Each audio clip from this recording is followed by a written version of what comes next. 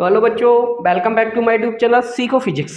जैसे आप जानते हो बेटे हमारा थर्ड चैप्टर चल रहा है और थर्ड चैप्टर का जो अगला लेक्चर होने वाला कौन सा होने वाला, फोर्थ लेक्चर होने वाला। और इस फोर्थ लेक्चर में हम पढ़ने वाले हैं बेटा विद्युत स्थित ऊर्जा, इलेक्ट्रिक पोटेंशियल एनर्जी, है ना बेटा। इसके ये विद्युत स्थिति ऊर्जा होती क्या है इसके बारे में डिस्कशन करेंगे। फिर एकल बिंदु के विद्युत स्थिति ऊर्जा क्या होती है उसके बारे में डिस्कस करेंगे। फिर दो बिंदुओं आवेशों के कारण स्थिति ऊर्जा क्या होती है उसके बारे में डिस्कशन हम कर रहे होंगे। साथ ही साथ विद्युत द्विध्रुव को किसी विद्युत क्षेत्र में रखकर उसे घुमाने पर किए गए कार्य के बारे में भी हम गणना कर रहे होंगे। सही है। तो आज के तीन चार पॉइंट होने वाले हैं बेटे। उनमें से आज पहला पॉइंट होने वाला है विद्युत स्थित ऊर्जा। जैसे मैं बात करता हूँ विद्युत स्थित ऊर्जा होती क्या है। मान लीजिए बेटा कोई आवेश है मेरे पास रखा हुआ, एक आवेश है ये, इस ओ बिंदु पर एक आवेश रखा हुआ है। अभी इसका आवेश रखा हुआ है तो इसके चारों ओर भाई क्या होगा, विद्युत क्षेत्र होगा ना। इस तरीके से इसके चारों ओर एक विद्युत क्षेत्र उत्पन्न हो जाएगा, ये लो, ठीक है। और इस पर एक यहाँ पे एक ले लेते हैं हम बिंदु, ले लेते हैं P से। अब इस P बिंदु पर अगर मैं यहाँ पे विभव निकालना चाहूं से, या इस बिंदु पर, इस विद्युत क्षेत्र के इस बिंदु पर हम क्या करें, इस बिंदु पर कोई आवेश को लेकर आए से, तो बेटा हमें क्या करना पड़ेगा। अब देखो इसके कारण एक बल भी लगेगा ना, इसके कारण, इस आवेश के कारण भाई एक कार्य बल लगेगा से, विद्युत क्षेत्र बल लगेगा। तो हम अगर किसी आवेश को इस बिंदु तक लेके आऊं, किसी आवेश को मैं अगर इस बिंदु तक लेके आऊंगा किसी आवेश को, तो यहाँ पे दो आवेश हो जाएंगे नहीं हो जाएंगे। तो इस आवेश के कारण इस वाले जो आवेश आया है उस पर एक बल कार्य करेगा, और वो बल कार्य कर रहा होगा, उस बल के विरुद्ध हमें कुछ कार्य करना होगा ना। मतलब इसके कारण, इस आवेश के कारण एक बल लग रहा होगा। अब दूसरे आवेश को मैं अगर इस बिंदु पर लेके आता हूं तो उस बल के विरुद्ध हमें कुछ कार्य करना होगा, उस कार्य ही स्थिति ऊर्जा के रूप में संचित हो जाता है। आइए बात समझ में आई होगी। लिखेंगे डेफिनेशन।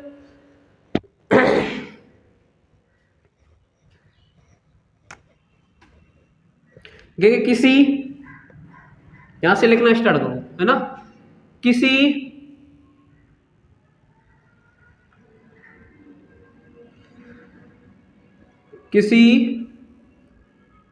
आवेश आवेश के चारों ओर उत्पन्न विद्युत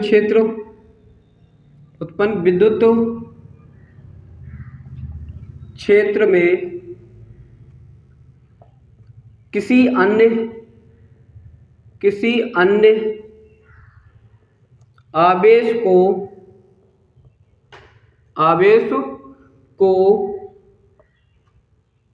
लाने में,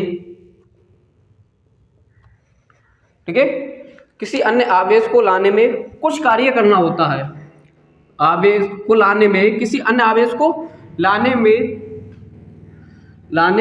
में क्यों आवेश के कारण उत्पन्न बल के विरुद्ध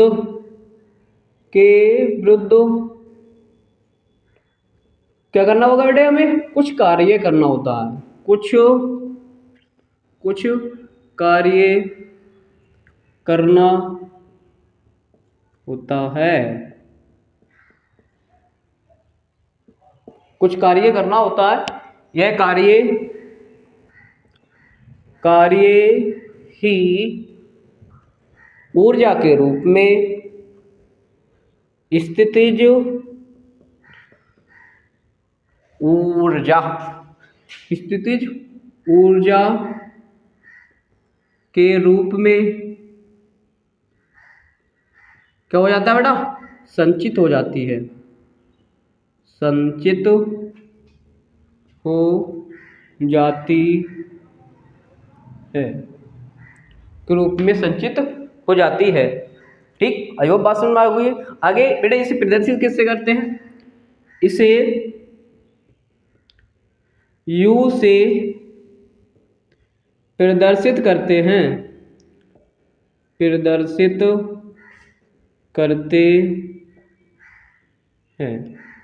ठीक है। इसका मात्रक क्या होता है? तो इसका मात्रक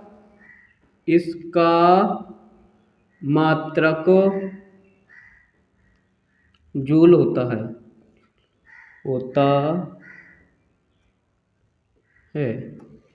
इसका मात्रक क्या है बेटे?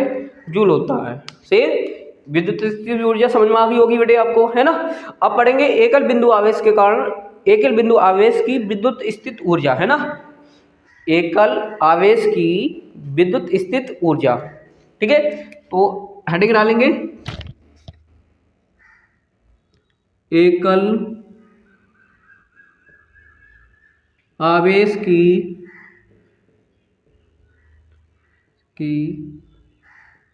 स्थितिज ऊर्जा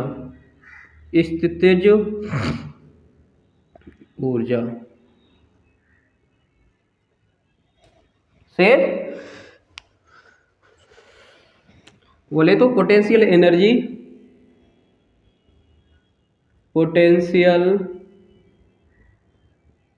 एनर्जी ऑफ किसकी? Single charge.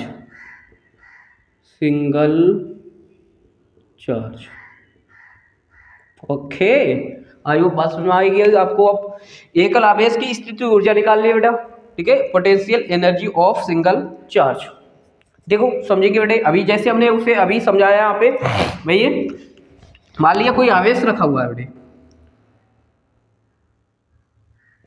ठीक है। अब क्या करेंगे बेटा, छोड़ो ऐसे रहने दो, इसे थोड़ा अलग तरीके से लिख लेते हैं, है ना। मान लिया कोई विद्युत क्षेत्र है मेरे पास, बाह्य विद्युत क्षेत्र है ये वाला,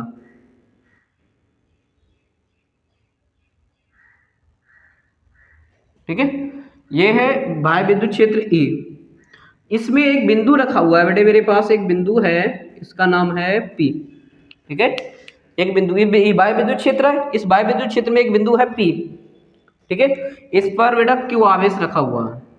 क्या रखा हुआ है बेटा? इस पे Q आवेश रखा हुआ है, मान लिया मैंने, ये इस पे Q आवेश रखा हुआ है, ठीक। फिर बेटे इसमें मैं बात करूं बेटे, तो इस पर क्या होगा? एक विभव लग रहा होगा, P बिंदु पर क्या होगा? विभव लग रहा होगा। P बिंदु पर क्या होगा? इस P बिंदु पर बेटा इस आवेश के कारण एक विभव होगा B, मान लेते हैं क्या है वो विभव, क्या है? B है।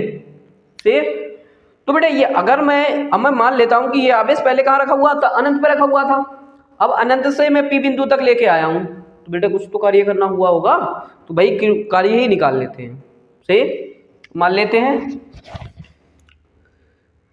एक लैंग्वेज लिखेंगे, एक बाह्य विद्युत क्षेत्र E है, विद्युत क्षेत्र E है, से जिस पर या जिसमें एक आवेश, एक बिंदु P है, एक बिंदु क्या बेटे यहाँ पे? एक बिंदु P है, जिस पर Q आवेश है, Q आवेश रखा है, जिसके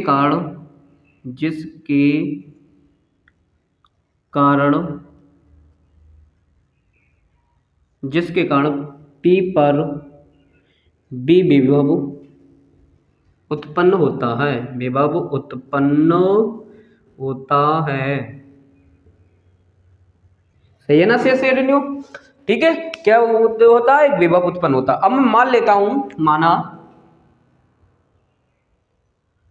माना Q आवेश को अनंत से लाने में, अनंत से P बिंदु तक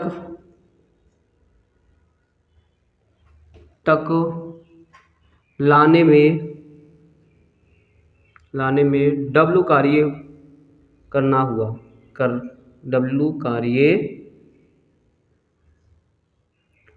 करना हुआ तो ठीक है, तो क्या बनेगा बेटा, W बराबर आएगा हमारा क्यू बी, ये W का मान होने वाला है बेटे। ठीक, और दूसरी बात समझो, हमने अभी आपको बताया क्या है, हमने कहा कि यही जो कार्य है ना, ये कार्य ही किसमें, स्थितिज ऊर्जा के रूप में संचित हो जाता है। तो बेटे क्या बनेगा यहाँ पे, और स्थितिज ऊर्जा को किससे डिनोट करते हैं, U से, तो U बराबर क्या हो जाने वाला, क्यू बी के बराबर हो जाएगा। तो यहाँ से B का मान निकाल लेते हैं, तो क्या बनेगा, U बटे के क्यू। से आई होप बात समझ में आई होगी बेटे। तो एकल बिंदु आवेश के कारण जो ऊर्जा का मान होता है वो क्यू बी के बराबर होता है। यहाँ से हम विभवांतर निकाल लेते हैं और ये मान फार्मूला निकल के आता है। ठीक है, आई होप बात समझ में आई होगी। एकल आवेश के कारण की स्थिति ऊर्जा का क्या होती है वो भी निकाल ली बेटे। सही है, अब बेटे हम पढ़ने वाले हैं इसके साथ ही साथ दो बिंदु आवेशों की स्थितिज ऊर्जा। ठीक है, इसकी शॉर्ट ले लो बेटे आप पहले। ठीक है,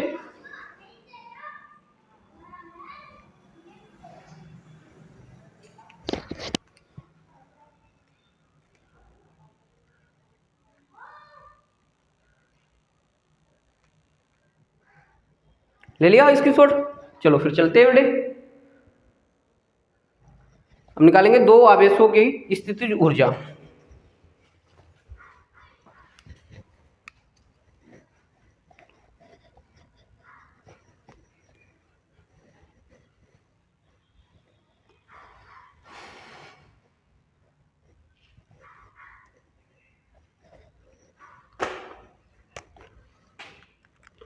दो,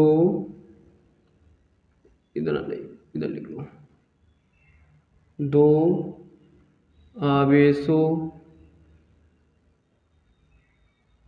के निकाय की विद्युत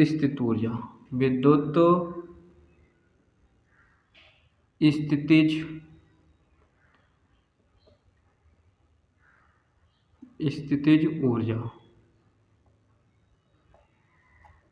ठीक, इसके बारे में थोड़ा सा डिस्कशन कर लेते हैं। देखो बेटे, इसके के कारण दो बिंदु आवेशों के कारण स्थितिज ऊर्जा कैसे कैसे निकलेंगी उसके बारे में थोड़ा सा डिस्कशन कर लेते हैं। सही है, तो हमें क्या करना पड़ेगा, थोड़ा हमें मानना पड़ेगा दो आवेश, एक मान लेंगे Q1 है, एक मेरे पास Q है, या एक Q ले लो, एक Q नोट ले लो। सही है, एक Q है मेरे पास और एक क्या है, Q नोट है, ऐसे मान लो बेटा। ये दोनों आवेश मैं मान लेता हूँ अनंत पर रखे हुए हैं। कहाँ रखे हुए हैं, अनंत पर। अब मेरे पास दो बिंदु हैं A और B है, तो वो जो दो आवेश Q1 और Q2 जो अनंत पर रखे हुए हैं उन दोनों बिंदुओं को लेके आएंगे हम, इन दोनों बिंदुओं पर। तो पहले मैं Q1 को A पे लेके आऊंगा, तो भाई अनंत से अगर मैं A तक लेके आता हूं तो कुछ कार्य करना पड़ेगा, हमें करना पड़ेगा ना पड़ेगा। तो हम उस कार्य का मान निकालेंगे, क्या कार्य, कितना कार्य करना पड़ेगा। फिर बेटे हम क्या करेंगे, फिर B बिंदु तक लेके आएंगे Q2 आवेश को, तो कुछ कार्य करना पड़ेगा, उस कार्य का मान निकालेंगे।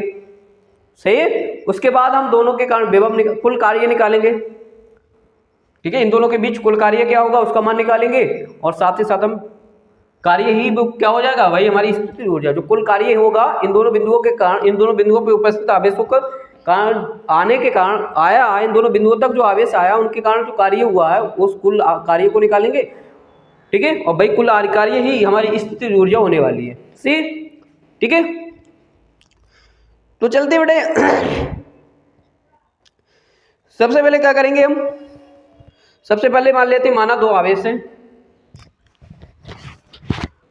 तो ये दोनों आवेश बेटा हम क्या करेंगे, हमारे पास दो बिंदु हैं और इन दोनों बिंदुओं पर हम आवेश लेके आए, एक Q1 लेके आए अनंत से, एक Q2 लेके आए। ये दोनों आवेश एक दूसरे से हम मान लेते हैं कितनी दूरी पर है, R दूरी पर हैं। ये दोनों बिंदु एक दूसरे से कितनी दूरी पर है, R दूरी पर है। लिखेंगे डेफिनेशन। अब बेटे अब मेरी बात को ध्यान से सुनना बेटे, ये आवेश और ये आवेश दोनों यहाँ रखे हुए हैं, कहाँ रखे हुए हैं, अनंत पर रखे हुए हैं, एक Q1 और ये Q2। सही है, तो बेटा क्या करेंगे, सबसे पहले हम Q1 आवेश को लेके जाऊंगा ए बिंदु तक लेके जाऊंगा। तो बेटा हमें जो कार्य करना होगा यहाँ तक जाने में, यहाँ अनंत से इस आवेश को ए बिंदु तक लाने में जो कार्य करना होगा ना, उस कार्य का मान होने वाला है 0। क्यों होने वाला, क्योंकि और कोई दूसरा आवेश है ही नहीं। अब भाई आवेश नहीं है तो इस पर जो इसमें जो आवेश आ रहा है उस पर कोई बल नहीं लगेगा, तो बल नहीं लगेगा तो कार्य का मान जो रहेगा वो Q1 आवेश के कारण जो कार्य होगा उसका मान जो होने वाला है वो होने वाला है 0। ठीक है, अब बेटे मैं क्या करूंगा, इस वाले Q2 आवेश को लेके आऊंगा मैं यहाँ पे। अब जी ये वाला तो आवेश रखा हुआ है यहाँ पे, ठीक है, ये आवेश रखा हुआ है यहाँ पे। अब मैं दूसरे आवेश को लेके आया Q2 को, तो बेटा क्या करेंगे, जब हम इस वाले को यहाँ लेके आएंगे तो इसके कारण एक बल लगेगा, इस आवेश के कारण इस पर एक बल लगेगा, तो बल लगेगा तो कुछ कार्य करना पड़ेगा, क्योंकि बल के विरुद्ध हमें कुछ कार्य करना होता है, कुछ तो निकलेगा। भाई बल लग रहा है तो कुछ तो कार्य करना ही होगा। यहाँ पे तो बल ही नहीं लग रहा था, बल का मान ही शून्य था, तो भाई बल का मान शून्य है तो आप जानते हैं बल बराबर क्या होता है, कार्य निकालना है तो बल इंटू का दूरी, तो दूरी तो बेटा मैं मान लेता हूँ अनंत है, तो मान लिया अनंत पर मान लिया मैंने n दूरी है, या r है, r मान लिया, ठीक है, r दूरी है। तो देख लेते हैं चेक करके, देखो बल तो लग ही नहीं रहा, तो बल का मान तो 0, दूरी कितनी r, तो बराबर कितना 0, तो w बराबर क्या हो गया 0। इस वजह से यहाँ पे मान जो आया कार्य का मान क्या होने वाला 0, क्योंकि बल कार्य नहीं कर रहा था। अब बेटा इस आवेश के कारण इस पे बल कार्य कर रहा है, मतलब इस आवेश के कारण इस वाले बिंदु पर कुछ बल लगेगा, भाई बल लगेगा तो कुछ कार्य करना पड़ेगा हमें, उस कार्य का मान निकाल लेंगे हम। ठीक, बात समझ में आ रही होगी। तो लिख लेते हैं, माना दो आवेश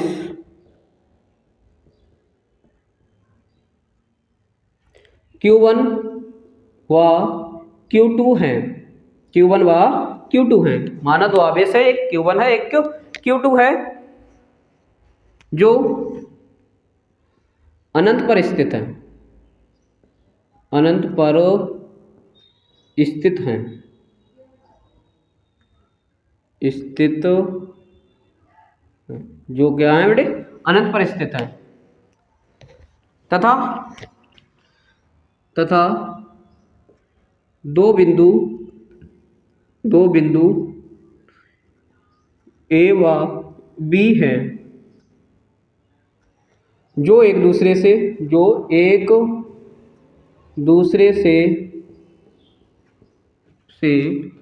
r दूरी पर स्थित हैं, ठीक। तब लिखेंगे क्या बेटा, पहली पॉइंट लिखेंगे Q1 आवेश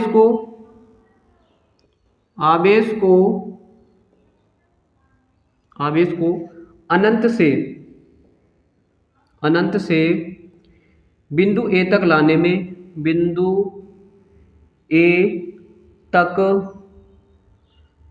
में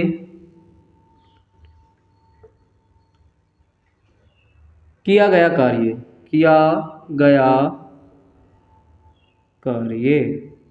ठीक। कार्य निकाल लेते हैं सबसे पहले, तो बेटा Q1 लिख ले, यहाँ पे लिख लेते हैं W1 बराबर क्या होगा बेटा, यहाँ पे F इंटू का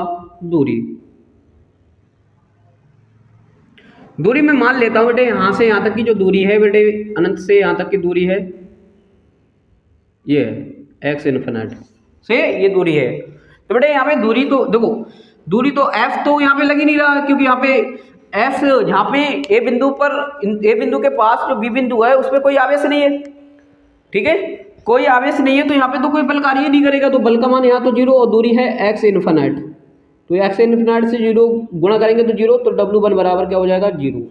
मतलब क्या हुआ कि Q1 आवेश को अनंत से बिंदु A तक लाने में किया गया कार्य का मान क्या होने वाला है, 0 होगा। क्यों? क्योंकि बिंदु Q1 आवेश पर कोई भी बल कार्य नहीं कर रहा है, क्योंकि Q1 आवेश पर कोई बल कार्य नहीं कर रहा है, क्योंकि Q1 आवेश पर कोई बल कार्य नहीं कर रहा है, ठीक है। अब क्या करेंगे बेटा, अब लिखेंगे Q2 आवेश को अनंत से बिंदु B तक लाने में किया गया कार्य,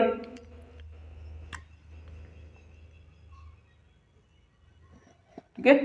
लिखेंगे, इससे लिख लो।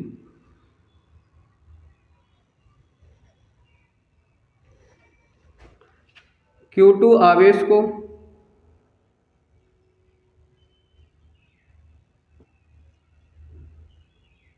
अनंत से बिंदु B तक लाने में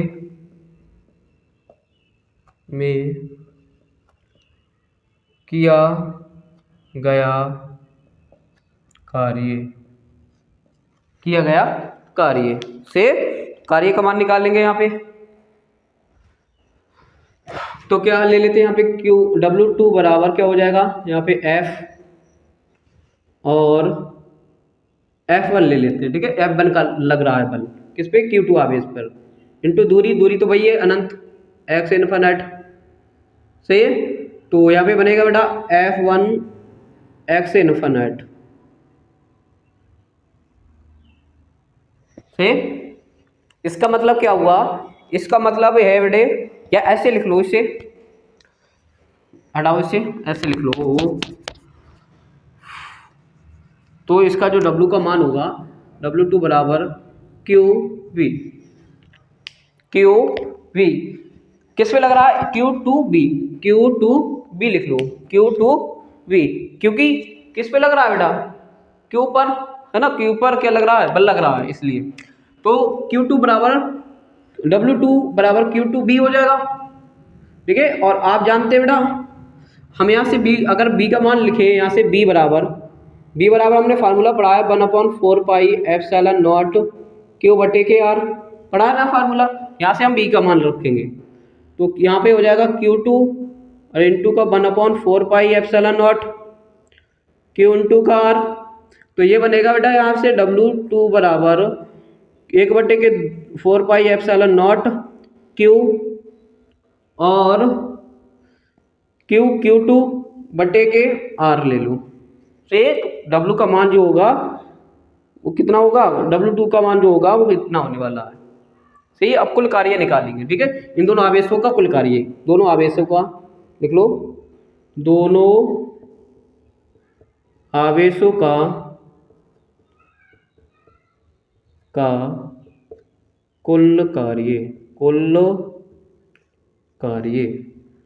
कुल कार्य W बराबर हो जाएगा W1 प्लस का W2। तो ये तो मान 0 ही है, प्लस ये हो जाएगा 1/4πε0 Q2/R। तो कुल कार्य का जो मान होने वाला है वो 1/4πε0 से Q2/R होगा। तो ये तो दो बिंदु आवेशों के कारण कि अब बेटा आप जानते हैं ये कार्य हो गया, और ये कार्य ही स्थितिज ऊर्जा होता है। तो ये बनेगा U बराबर, इसे ऐसे लिख सकते हैं, U बराबर 1/4πε0 Q2/R से, ठीक। तो यही दो बिंदु आवेशों की विद्युत स्थिति ऊर्जा का सूत्र होता है। ये मतलब ये विद्युत स्थिति ऊर्जा होती है दो आवेशों की, ठीक है। इसकी छोड़ ले लो बेटा फटाफट से,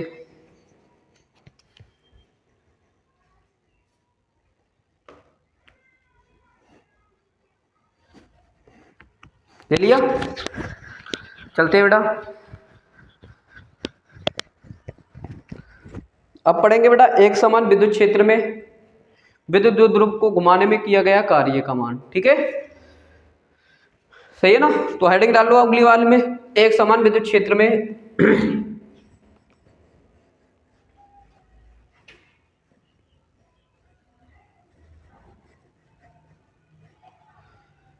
जिंदगी की तलाशों में हम निकले। हेडिंग पड़ेगी एक समान विद्युत क्षेत्र में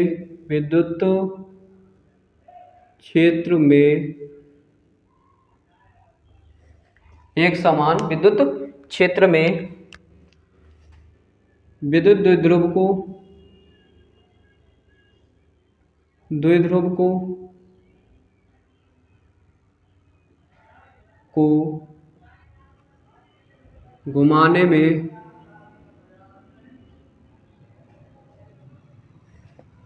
किया गया कार्य, किया गया कार्य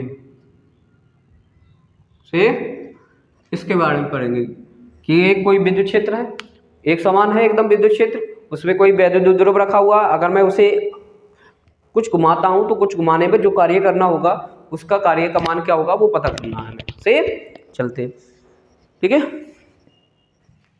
ठीक। तो बेटा यहाँ पे क्या करना पड़ेगा, एक हमें विद्युत क्षेत्र लेना पड़ेगा, एक समान मान लेते हैं विद्युत क्षेत्र ई है हमारे पास,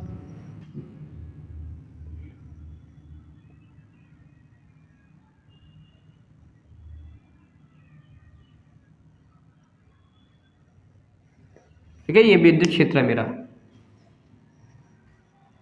ठीक है। इसमें हमने क्या किया, पहले एक आवेश को रखा मैंने, सॉरी एक वैद्युत ध्रुव रखा है ये वाला, ठीक है, ये वैद्युत ध्रुव को रख रहा हूं मैं क्या रख रहा हूं, इसे थीटा कोण पर रख लेता हूं। ये विद्युत क्षेत्र ई है हमारा, ठीक है, ये एक समान विद्युत क्षेत्र ई है, और एक वैद्युत ध्रुव है जिसका वैद्युत ध्रुव आघूर्ण, द्विध्रुव आघूर्ण, जिसका विद्युत द्विध्रुव आघूर्ण पी है, सही है। इसका जो वैद्युत ध्रुव है इसका आघूर्ण जो है पी है। इससे मैंने क्या किया है, इसको इस वाले विद्युत क्षेत्र में अभी कितने कोण पर रखा है, इसे थीटा कोण पर इसे थीटा कोण पर रखते हैं, से समझो की बात। तो बेटा इस पे एक इस पे बल आघूर्ण कार्य करेगा, भाई मैंने क्या किया है, इसे थीटा कोण पर क्या करा, एक समान विद्युत क्षेत्र में रख दिया, तो अब इस पे वैद्युत ध्रुव पर एक बल आघूर्ण कार्य करेगा, ठीक है, बल आघूर्ण कार्य करेगा। उस बल आघूर्ण कार्य, उसका बल आघूर्ण का कार्य, उसका क्या मान होगा, मैं लिख लेता हूं पीई साइन थीटा होगा, उसका जो मान होगा वो क्या होने वाला है बेटे, बल आघूर्ण जो लगेगा इस पर वो होगा पीई साइन थीटा, ठीक है। अब बेटा मैं क्या करूं, अभी तो मैंने इस तरीके से रख दिया एकदम इसे थीटा कोण पर, अब मैं क्या करना चाहता हूं, इसी को थोड़ा सही हो जाओ, इसको मैं क्या करूं, पहले तो मैं आंशिक रूप से इसे घुमा लूं, अभी घुमा लेता हूं इसे थीटा वन तक, थीटा वन कोण तक घुमाया, ठीक है। मतलब क्या हुआ समझो बेटे, मैंने क्या किया, अभी तो ये ऐसे रखा हुआ था, ठीक है, थीटा कोण पर रखा हुआ है, अब मैं इसे आंशिक रूप कोण से थीटा वन तक घुमा रहा हूं, आंशिक कोण लेते हुए थीटा वन तक घुमा रहा हूं, सही है। तो बेटा हमें कुछ कार्य करना होगा, थीटा वन डी थीटा आंशिक कोण लेते हुए थीटा वन तक मैंने इसे घुमाया, सही है, तो मुझे कुछ कार्य करना होगा, भाई आंशिक रूप से घुमा रहे हैं, भाई आंशिक रूप से घुमा रहे हैं तो थोड़ा सा कार्य करना होगा हमें, ठीक है। फिर मैं क्या करूंगा, इसी को मैं क्या करूंगा, अब की बार में थीटा वन से थीटा टू तक घुमाऊंगा, ये यहां से लेके जाऊंगा, अभी तो यहाँ पे कोण हो रहा है कितना, थीटा वन हो रहा है, अब मैं यहाँ तक लेके आ रहा हूँ तो थीटा टू तक घुमा रहा हूँ, तो ये कार्य बहुत ज़्यादा हो जाएगा, मतलब यहाँ से यहाँ तक की दूरी तो बहुत अल्प दूरी होने वाली है, और लेकिन मैं इस थीटा वन से ये थीटा टू तक लेके जाऊँगा तो बहुत दूरी होने वाली है, मतलब बहुत ज़्यादा कार्य करना पड़ेगा हमें, ठीक है। फिर उसका मान निकालेंगे, ठीक है। तो ये तो होगी बेसिक बातें। तो आप लिखेंगे, सबसे पहले लिखेंगे क्या अतः द्विध्रुव को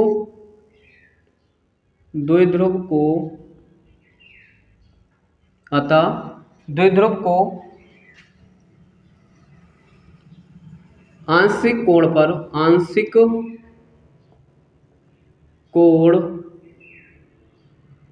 डी थीटा पर घुमाने में किया गया अल्प कार्य,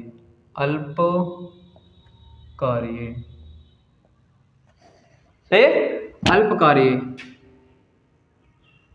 तो बेटा अल्प कार्य डी डब्ल्यू बराबर क्या होने वाला है, कार्य होगा बल इंटू का, या ऐसे लिख लो, ये सही रहेगा, कार्य टाउ डी थीटा होगा।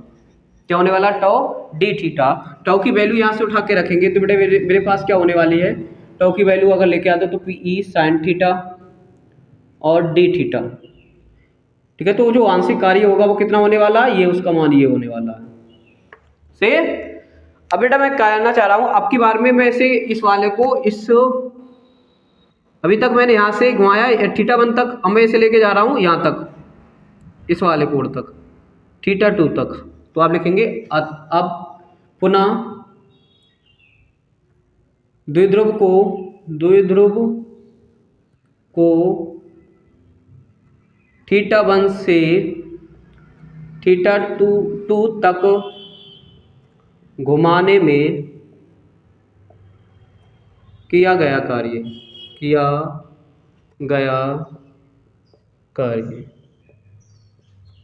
से। तो मैं क्या करूं, अगर मैं अल्प कार्य का समाकलन कर दूंगा तो बेटा ये अधिक दूरी होगी, θ1 से θ2 तक बहुत ज़्यादा अधिक दूरी होने वाली है। ठीक है, तो बहुत ज़्यादा कार्य करने पड़ेगा तो हमें कुल कार्य मिलने वाला है। सही है, तो लिखेंगे यहाँ पे W बराबर समाकलन θ1 से मैं लेके जा रहा हूँ θ2 तक, तो DW बराबर DW हो जाएगा। सही है, तो बेटा यहाँ से क्या बनेगा, लिखेंगे वैल्यू, इसकी वैल्यू जो मेरे पास है वो है PE sine theta D theta. ठीक है, तो देखो ये θ1 है और ये θ2 है, तो लिखेंगे बेटा PE को तो मैं बाहर लेता हूँ, PE तो ये बनेगा θ1 और θ2 और ये होने वाला है साइन थीटा डी थीटा। तो अब डी थीटा के रेस्पेक्ट में आप लिखो थीटा के सापेक्ष समाकलन करने पर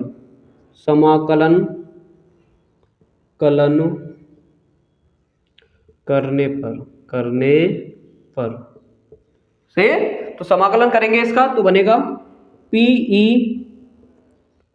और ऐसे लिख लो माइनस का कोस थीटा, साइन थीटा का समाकलन माइनस का कोस थीटा होता है, और बनेगा θ1 और θ2। माइनस को बाहर ले लेते हैं बेटे, तो बनेगा माइनस PE और ऐसे रहने दो उसे, ये ले लो बाद में निकाल लेंगे, कोस थीटा और ये हो जाएगा θ1 और θ2 से।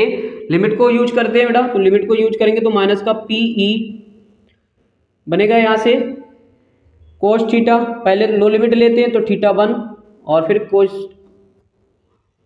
अपर लिमिट लेते हैं, जहाँ तक है बेटे पहले अपर लिमिट और फिर लो लिमिट, पहले अपर लिमिट, तो यहाँ पे हो जाएगा और फिर कोस θ1 ये लो लिमिट, पहले क्या लेते हैं अपर लिमिट को यूज करते हैं फिर लो लिमिट को, लो लिमिट लेंगे तो माइनस लगाएंगे। सही है, तो बेटा ये फार्मूला बनने वाला, अगर मैं माइनस को इधर ले लूँ, ये माइनस को अगर मैं लिखता हूँ ऐसे लिख लो इसे PE कोस θ1 और ये कोस θ2 हो जाएगा, θ1 को पहले लिखता हूँ तो W बराबर क्या बनेगा बेटा, ये वाला कार्य होने वाला है। मतलब एक समान विद्युत क्षेत्र में अगर मैं किसी भी वैद्युत द्रव्य को घुमाता हूँ तो जो कार्य करना होगा वो क्या होगा, PE कोस θ1 और माइनस का कोस θ2 हो जाएगा।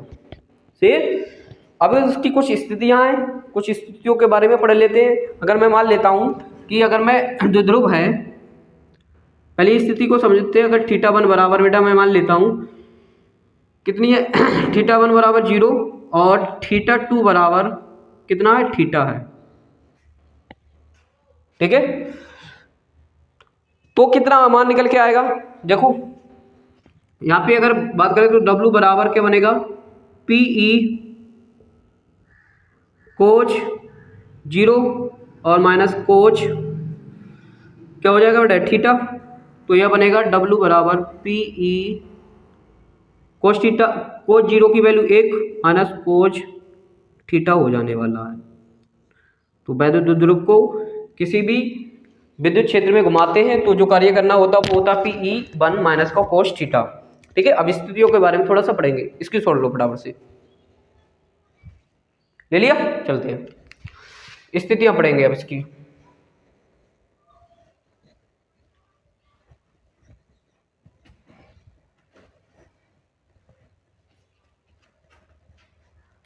तो स्थितियों के बारे में डिस्कशन कर लेते हैं बेटे। ये पहली स्थिति हो चुकी है मेरी, अगली स्थिति के बारे में डिस्कशन कर लेते हैं। पहली स्थिति होगी, दूसरी स्थिति के बारे में अगर θ1 बराबर बेटा कितना हो हमारा 0 और θ2 बराबर अब के बारे में कर दो 90, तो क्या बनेगा, तो W बराबर होगा Pe कोच 0 माइनस का कोच 90 से, तो यहां से बनेगा क्या Pe कोच 0 की वैल्यू 1 माइनस और इसकी कोच 90 की वैल्यू क्या 0 हो जाती है, तो बेटा ये बनेगा Pe से। तो जो कार्य करना होगा वो कितना करना होगा Pe करने वाला है से